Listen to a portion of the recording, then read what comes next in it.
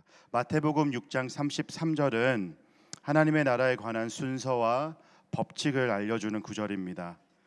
자, 인생을 우리가 살면서 작은 일, 큰 일부터 모든 일에 순서가 있습니다. 법칙이 있고 그런데 하나님의 나라에도 동일하게 이 순서가 있습니다. 예배에도 우리가 흔히 알다시피 순서가 있지 않습니까? 우리 고린도전서 14장 40절 말씀을 보게 되면 모든 것을 적당하게 하고 질서대로 하라고 기록되어 있습니다.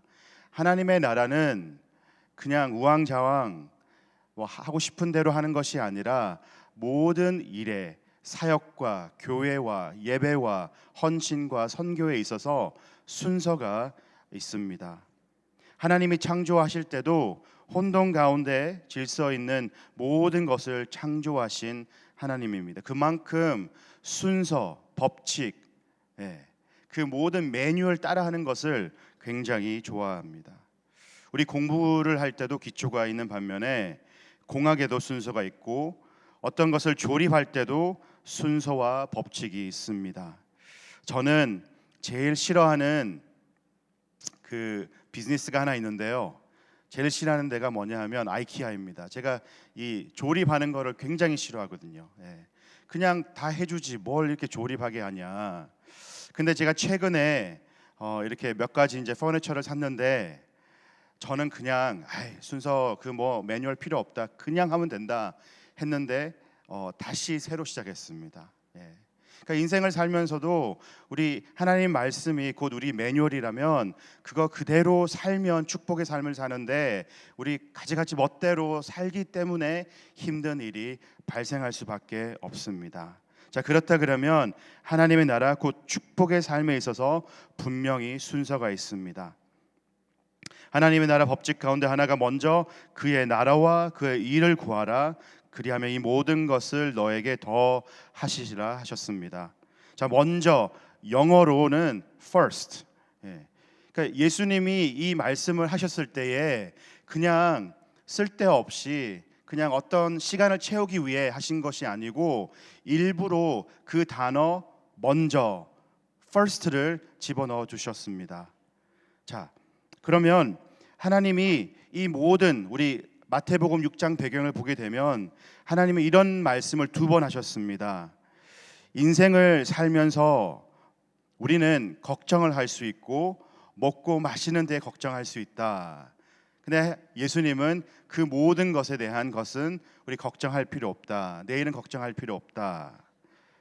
우리가 이 말씀을 좀 더 구체적으로 우리가 해석을 하게 된다면 진정 걱정해야 할 것은 단 한 가지다. 나와 하나님과의 관계이다. 정말 걱정을 해야 한다는 것은 하나님과 관계에 대한 걱정이고요. 걱정을 하려면 이걸 두 걱정해라. 하나님과의 관계. 이방인들이 다른 것을 구하지만 너희들은 이 모든 것을 구하면서 seek하면서 살아라 하는 명령이 주어집니다. 자, 구한다는 단어는 바로 영어로 seek인데요. 그보다 좀 더 깊은 어떤 뜻이 있습니다. 먼저 어떤 것을 구하기 전에 진지하게 구해라. 또 강렬하게 구해라. 세 번째는 그것을 두고 쫓아가라는 의미를 가지고 있습니다. 근데 예수님은 그 앞 문장에 먼저라고 이 모든 이 중요한 단어를 집어넣으셨는데요. 그거는 일부러 그러신 거예요. 이 모든 것 가운데 절대적인 우선순위는 나와의 관계고 그 다음에 하나님 나라에 대한 의리와 또 법칙을 쫓아가는 게 우리의 삶의 책임이다라는 것을 말씀해 주십니다. 예수님은 이렇게 말씀하십니다. 세상 많은 사람들은 다른 모든 것을 쫓아가지만 예수 믿는 사람들은 먼저 강렬하게 진지하게 쫓아가야 할 것이 뭐냐? 하나님 나라의 축복과 하나님 나라의 삶입니다. 우리 주기도문도 이런 순서가 있습니다. 제자들에게 기도를 가르쳐 주셨을 때에 제자들은 몰랐지만 하나님은 이 순서를 일부러 바로 세워 주십니다. 어떻게 먼저 시작합니까? 하늘에 계신 우리 아버지여, 이름이 거룩히 여김을 받으시오며 나라의 마옵시며 뜻이 하늘에서 있는 것 같이 땅에서도 이루어지이다. 네, 일부러 그러신 거예요. 네. 왜냐하면 하나님과 그 관계 앞에서 우리가 하나님 앞에 다가서게 되면 가장 먼저 걱정하는 게 뭡니까? 뭘 먹고 살아야 됩니까? 인생에 대한 거, 세상 이 삶을 어떻게 살아야 합니까? 근데 그 다음 문장을 보면 이렇게 나옵니다. 오늘날 우리에게 일용할 양식을 주옵소서. 이 질문이, 이 기도가 먼저 되면 안 된다는 것을 예수님이 오늘 주기도문을 통해서도 순서를 가르쳐주고 계십니다. 다른 말로 이해를 한다면 나의 생각과 나의 마음과 나의 소원을 다 구하는 자세로 하나님 나라를 구해야 된다라는 것입니다. 절대적인 우선순위죠. 예수님이 그 많은 설교를 하셨는데 25% 설교 중에 주제가 뭔지 아십니까? 돈에 대한 얘기를 하십니다. 그 예수님 왜 돈에 대한 얘기를 그렇게 많이 하셨습니까?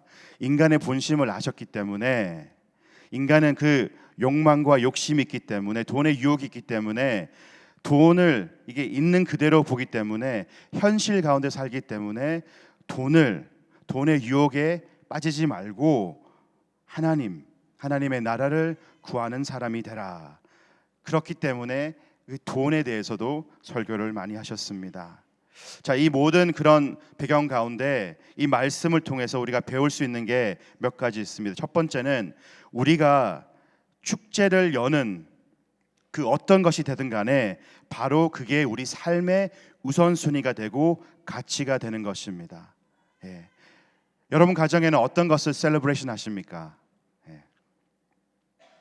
우리 누가복음 15장 탕자의 비유를 보게 되면 우리 막내 아들이 다시 돌아옵니다. 그렇죠? 근데 아버지는 어떤 것을 하십니까?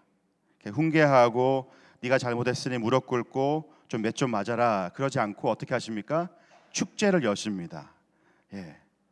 이 영어 성경에는 fattened calf, 그만큼 이게 살찐 소, 이 비프 스테이크를 준비해라 그러셨습니다. 그러니까 이 바비큐 해도 돼요. 예. 바비큐 시큰 드셔도 되고 특별히 미디엄 웨어로 드셔도 됩니다. 근데 그 아버지는 그 아들이 돌아왔을 때 축제를 연데 가르침이 있었습니다. 이 우리 가정의 삶의 기준은, 가치 기준은 돌아오는 자가 다시 아버지 앞에 돌아오게 되면 우리가 야단치지 않고 어떻게 합니까? 모든 사람들과 함께 축제를 연다. 춤을 추고 밥을 먹고 서로 교제하며 잃어버린 영혼이 다시 돌아왔을 때 축제를 연다. 자, 우리 가정 가운데 어떤 거는 정기적으로 습관처럼 셀러브레이트 하는 게 있어요. 그거를 우리 다시 한번 묵상해 봐야 합니다. 우리가 알게 모르게 우리 자녀들에게 이것이 우리 가정에게 가장 중요하다라는 것을 은밀하게 가르쳐 주고 있습니다. 그게 뭡니까? 대부분 올 A 받으면 우리가 축제를 엽니다. A를 하나 가지고 오면 내가 용돈을 50불 주겠다. 제가 그런 부모님들 만나 뵀습니다. 형제교회는 아닌데 그 네가 올 A를 받으면 내가 차를 한 대 사주겠다. 그게 얼마짜리요? 4만 불짜리.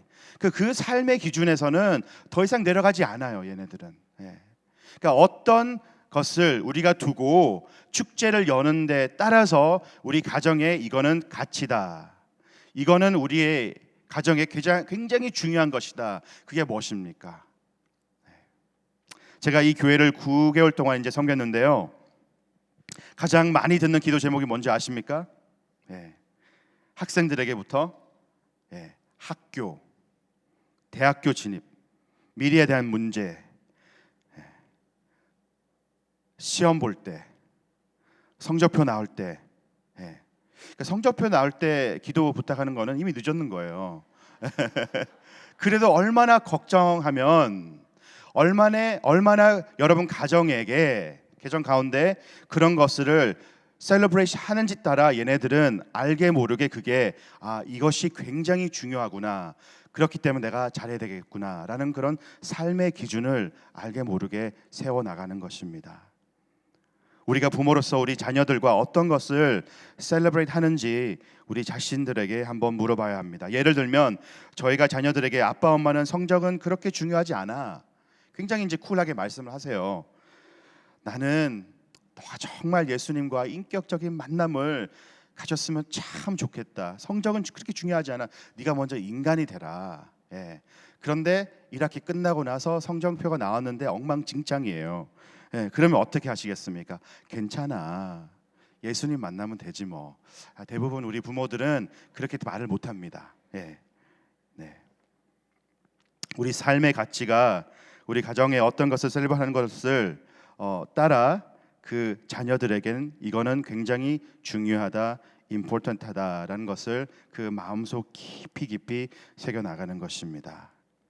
근데 여러분 가정에 어떤 것을 셀러브레이트 하는 것을 좀 더 파악하려 그러면 어떤 질문을 많이 하느냐에 따라 그것을 파악할 수 있습니다. 네. 자, 부모님들 어떤 질문을 많이 하고 있습니까?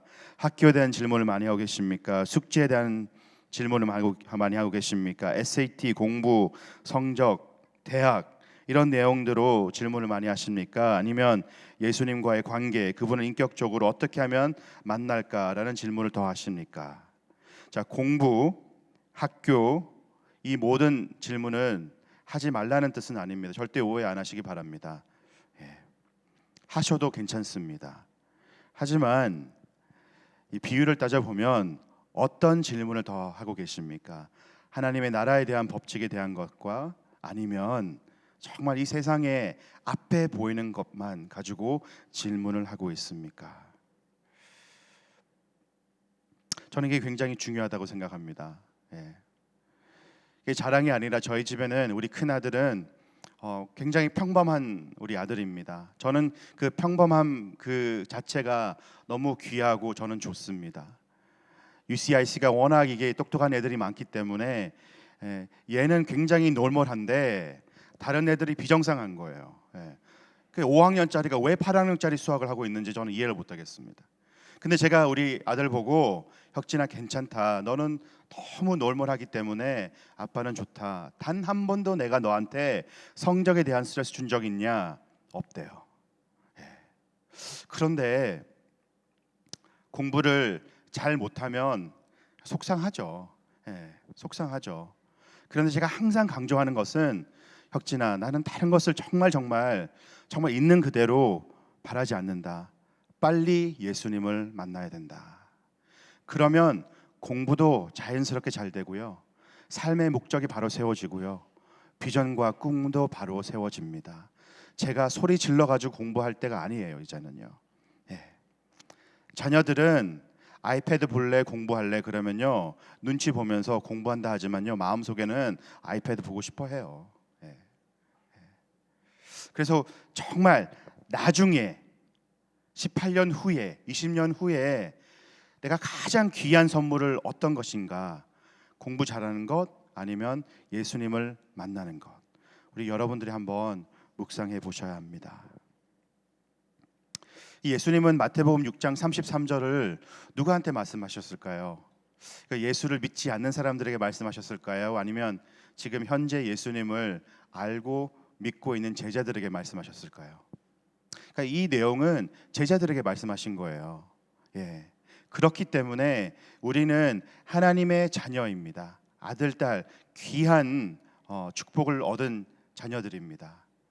그렇다 그러면 하나님의 나라는 우리는 이미 속해 있는 것이 바로 하나님의 나라입니다. 왜? 하늘 시민권을 가지고 있기 때문에. 근데 그만큼 그 나라에 대한 공부를 더 해야 되고 더 구해야 되는데 이 세상을 더 알아가는 게 지금 이 시대, 특별히 우리 청소년들에게는 가장 큰 문제점입니다. 하나님의 나라의 왕은 하나님이고 하나님은 우리에게 그녀의 자녀라는 것을 증명해 주셨습니다. 그러니까 엄청난 축복을 받은 사람인데도 불구하고 우리는 그 규칙과 순서와 법칙을 따르지 않고 다른 세상 기준과 순서를 따라가는 것입니다. 하나님의 스탠더드는 기준은요 우리가 무엇을 먹고 마시는 것에 두지 않고 어떤 것에 나와 어떤 관계를 가지고 있는 데에 대한 기준을 가장 중요시 여기시는 하나님입니다. 부모인 저희들은 자녀들에게 축복의 통로가 되어야 됩니다. 하지만 많은 사람들은, 특별히 많은 크리스찬들은 하나님을 열심히 구하지 않기 때문에 많은 축복들을 놓칠 수밖에 없습니다. 우리는 하나님의 임재, 곧 그의 얼굴을 구해야 되는데 다른 사람과 다른 삶을 구하는 인생을 살고 있습니다. 자, 크리스찬의 삶은 주님을 매일 매 순간 찾아야 하는 거고, 꾸준히 같은 시간 같은 장소에, 제가 이렇게 흔히 얘기하는 우리 비밀스러운 공간이 있어야 돼요. 하나님과의 만남을 가지는 그런 시크릿 플레이스가 있어야 되는데, 다른 것은 시크릿하고 그런 1대1과 하나님과 만나는 시간이 별로 없습니다. 부모로서 우리는 그러한 삶, 하나님을 열심히 구하는 삶이 어떤지 롤 모델처럼 보여줘야 되는데, 그렇게 해야 된다 그러면 말로 되는 것이 아니라 정말 보여주셔야 됩니다. 이게 왜 중요한지 아시겠지만, 여러분들의 자녀들이 인생을 살다 보면 힘들 때도 많고 어려움도 많이 겪을 때도 많을 겁니다. 하지만 하나님을 구하는 가정에서는 신앙생활을 한 자녀들에게 새로운 인생 기준을 보여주는 것입니다. 하나님과의, 또 하나님의 나라를 구하는 삶은 그 자녀들에게 그 축복도 흘러갈 줄로 저는 믿습니다. 그렇기 때문에 힘든 일이 닥쳐와도 자신감 있게 이겨낼 수 있는 능력이 주어지는 것입니다. 힘든 일이 닥쳐와도 이기는 힘이 있고, 왜 그럴까요? 하나님과의 자기 관계가 확실히 알기 때문에, 그거에 대해서 두려움이 없고 의심하는 것이 없기 때문에, 내가 어떤 일이 닥쳐와도 나는 나의 위치를 알기 때문에 그 힘든 일을 잘 이겨낼 수 있는 능력이 주어지는 겁니다. 하나님과의 만남이 매일 지속적으로 이루어졌기 때문에 어떤 역경이 찾아와도 그들은 하나님과의 관계가 튼튼하기 때문에 흔들림이 없습니다. 솔로몬 왕은 부자가 되기 위해, 오래 살기 위해 기도하지 않았습니다. 맞죠? 그는 지혜를 달라고 기도를 했습니다. 그렇기 때문에 하나님이 정말 이쁘게 봐주신 거예요. 네가 구하지 않는 것도 내가 다 주겠다. 지혜를 먼저 주고 네가 상상도 못할 만큼 내가 다 기름 부어주겠다. 하나님은 항상 그러한 하나님입니다. 축복을 해주시기 원하는 하나님입니다. 하지만 우리가 이거를 굉장히 잘 기억해야 되는 것이 뭐냐면, 하늘나라를 갈망하고 쫓아가는 사람은 하늘나라와 세상을 다 얻는 사람이 될 수밖에 없습니다. 하지만 세상을 쫓아가는 사람은 하늘나라와 세상을 다 잃어갈 수밖에 없는 사람이 될 수밖에 없습니다. 하나님은 하나님의 약속을 붙잡으라 하십니다. 그리고 내가 그 약속을 붙잡을 때 축복을 허락하신다고 하셨습니다. 제가 몇 가지 이제 질문을 할 텐데요. 너무 이렇게 그냥 좀 마음을 좀 이렇게 편안하게 받아주셨으면 좋겠습니다. 제가 무서운 얘기를 할 수 있는데 좀 편안하게 들으셨으면 좋겠습니다. 자, 여러분 예배 삶과 예수님은 어떤 관계를 사는지, 신앙생활, 영성, 이 자녀들이 다 물려받을 겁니다. 자, 그렇다면 영적 유산이 있다는 사실이죠. 그렇죠? 자, 엄청난 영적 재산을 받을 수 있는 반면에 파산된 빚진 영적 유산을 받을 수도 있다는 사실입니다. 그렇죠? 지금부터 우리가 올바른 건강한 영적 생활, 부모로서 영성을 물려받을 수 있도록 바로 사셔야 합니다. 여러분뿐만 아니라 저 또한 포함되는 사실입니다. 이건 오직 하나님을 구할 때만 얻을 축복입니다. 그러니까 성경을 읽게 되면 우리 크리스찬들은 있는 그대로 살아야 되는데, 요즘 시대가 어떤 시대인지 저는 주일 예배에 빠지는 것을 보게 되면 참 저는 이해가 안 됩니다. 젊은이들 데리고 제가 사역을 하겠지만, 저는 십계명을 가지고 말씀 그대로 가르쳐 줘야 되는 게, 그렇게 살아야 되는 게 저의 책임이고 저의 부르심입니다. 근데 전 메모리얼 위켄드를 보면서 제가 깜짝 놀랐습니다. 어떻게 이렇게 교회가 텅텅 빌까? 물론 여러분들 놀러 가실 때 다 기도와 예배와 그 모든 것을 하시겠죠. 제가 그렇게 믿습니다. 하지만 이런 작은 일에도 우리 자녀들에게 어떤 영적인 습관을 가르쳐 주고 있다는 사실 여러분들 잊으시면 안 됩니다. 헌금 생활도 그렇습니다. 어떻게 제가 이제 사역한 지 거의 다 20년 되는데 아직까지 우리 학생들은 그 기준이 1불이에요. 그 왜 그럴까요? 이 돈의 액수 가지고 얘기하는 것이 아니라 이 삶의 헌신에, 또 헌금은 저는 우리 신앙생활에 증명되는 하나의 컨페션이라고 저는 생각합니다. 그렇기 때문에 저는 드릴 때마다 우리 자녀들이, 우리 학생들, 우리 애들은 뭐 다 초등학생이니까 1불, 2불 돼도 되지만 중학생들은, 그러니까 제가 이렇게 위에 서서 축복 기도를 하잖아요. 제가 일부러 길게 축복 기도를 해요. 그러니까 알든지 모르든지 하나님이 축복을 해주실 거라는 것을 가르쳐 주기 위해. 근데 대부분 우리 250명의 학생들이 있다면요, 매주 220불이에요. 근데 왜 그럴까요? 대부분 학생들을 돈을 내지 않고 그 220불이 왜 이게 만들어졌냐 그러면 선생님들이 20불, 50불 집어넣기 때문에 220불이 채워지는 거예요. 간혹 가다가 기적의 역사가 일어납니다. 350불, 360불. 그러면 그게 그날에는 선생님들이 더 많이 오셔가지고 더 많이 드리는 거예요. 저는 돈 가지고 얘기하는 것이 아닙니다. 영적 생활과 영성을 물려받을 자녀들에게 축복을 받을 수 있는 그런 밑받침을 우리가 준비해 줘야 되는데 그렇게 안 해주는 사실. 하지만 제가 많은 학생들 보면요, 옷과 전화와 이 모든 거는요 최고급 최신의 어떤 업그레이드된 것들입니다. 자, 그러면 우리 삶의 기준이 어떤 삶의 기준을 알려주는 게 바로 보입니다. 왜? 그것을 우리 삶 가운데 셀러브레이트 하기 때문입니다. 교회도 마찬가지입니다. 저는 이게 비판으로 얘기하는 것이 아니라 저 또한 부모로서 깨어 있어야 되겠다라는 그런 강조가 있기 때문에 제가 말씀을 드리는데요. 우리가 주일 아침에 아침을 먹고 한 차로 이렇게 옵니다. 그렇죠? 한 차 몰고 미니밴 몰고 대부분 이렇게 대화를 하면서 오는데, 자녀들은 부모님이 가시니까 따라오는 자녀들도 있을 반면에 정말 하나님을 갈급한 마음이 있기 때문에 따라오는 자녀들도 있습니다. 주차를 하고 이렇게 입구에 들어오는데 입구 들어오자마자 이게 갈라지는 역사가 일어납니다. 왜 그럴까요? 부모님들은 성인 예배드리고 자녀들은 선라이트, 유스, 널스리 예배를 참석하기 때문에 잘못된 일은 아닙니다. 이민자의 삶이 언어 때문에 큰 벽이 있기 때문에 그런 이게 나눔의 역사가 일어났는데, 그러니까 저는 이렇게 생각합니다.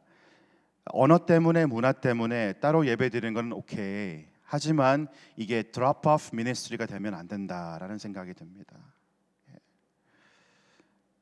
여러분들 자녀 한국에서 학교에서 어떤 것을 배우는 거 다 알고 계시죠?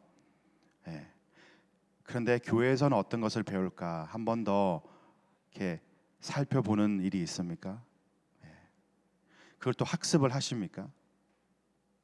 저희 첫째와 둘째는요, 비싼 돈을 들여서, 돈도 없는데 첼로와 바이올린을 합니다. 최고 좋은 선생님들한테 가서 배웁니다. 제가 능력이 안 되는데, 능력이 안 돼서 제가 스칼러십을 신청을 했어요. 누구한테? 저희 아버지한테.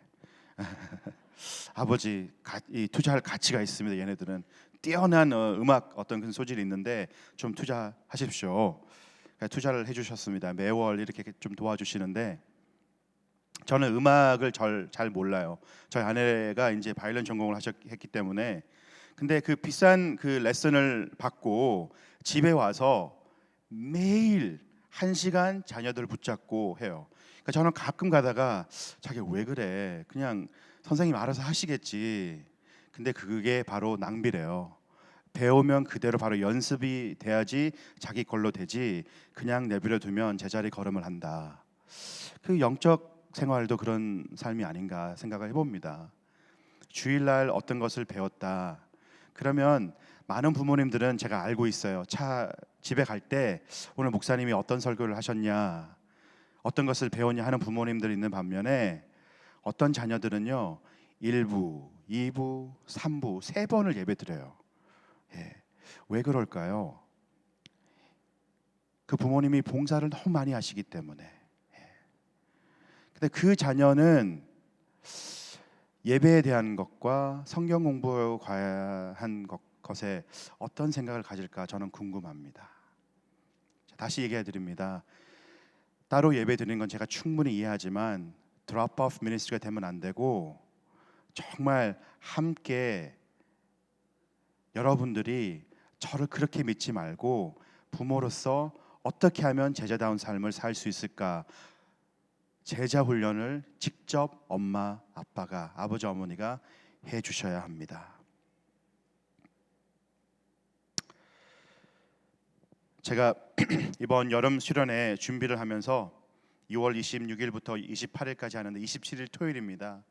하루 제가 이제 부모님을 초청하는 그런 순서를 이렇게 만들었어요. 그래서 대부분 이제 선생님들은 그게 안 된다, 목사님 하지 말자고. 예. 왜냐하면 애들이 너무나 어색한다. 엄마 아빠 오면 예배가 안 된다고. 그 자꾸 째려본대 엄마 아빠를. 왜 왔냐고. 근데 제가 그 말을 듣고 우리 그럼 하지 맙시다. 그게 맞는 것 같아요. 예배 방해되면 안 되니까. 제가 그렇게 얘기했을까요? 안 했을까요? 예. 당연히 안 했죠. 예. 그게 문제다. 왜 어색해하냐? 왜 엄마 아빠가 오셨는데 왜 어색할까? 우리 수련회는요 학생들이 대부분 예수님을 깊이 체험하는 시간입니다. 어떤 애들은 성령 체험을 하고 성령의 어떤 그런 기름 부으심 때문에 많은 성령의 은사들도 받습니다. 방언도 받고 어떤 많은 것을 받아요. 작년 우리 겨울 수련회 때 대부분 학생들은 많은 것을 받았습니다. 근데 저는 이런 생각을 했어요. 자, 우리 엄마 아빠들이 오셔서 그 하나님과의 그 깊은 만남을 직접 눈으로 보시면 얼마나 좋을까. 그리고 그 체험할 때 함께 체험하고 함께 축복 기도하고 함께 예배를 드리면 어떻게 얼마나 좋을까라는 그런 생각을 가지면서 제가 준비를 했거든요. 그러니까 저는 많은 부모님들이 올 거라 저는 생각을 하지 않아요. 그런데 몇몇 분이 우선순위를 가지고 오셨을 때 그 자녀들이 예수님과 깊은 체험을 할 때 그 순간은요 삶의 기준에 그 가치가 다 변화될 수밖에 없습니다.